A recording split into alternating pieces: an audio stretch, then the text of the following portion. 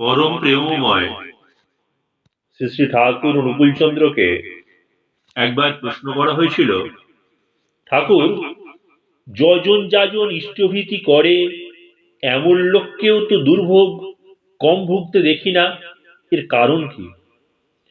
শ্রী শ্রী ঠাকুর উত্তর দিয়েছিলেন, দুর্ভোগ সকলের জীবনেই আসে, কিন্তু তখন যদি বুদ্ধি ধ্বংস হয় তাহলে আরো সর্বনাশ।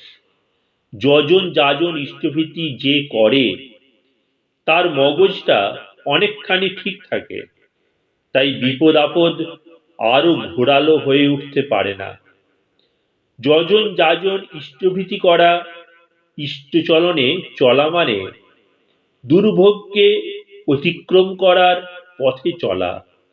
দুর্ভোগ মানুষের জীবনে আসবে না সে কি হয়? তার অতীত কর্মফল আছে, অজ্ঞতা আছে, প্রবৃত্তি চরণ আছে, পরিবেশের সঙ্গে যোগসূত্র আছে।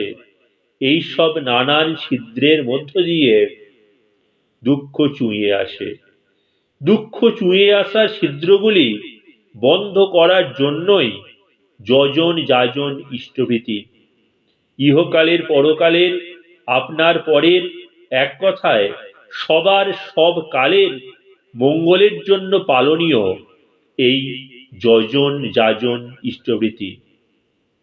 এই ত্রয়ীর একটাকেও যদি ক্ষুণ্ণ করেন তাহলে ততটুকু সাম্যহারা হয়ে পড়বেন।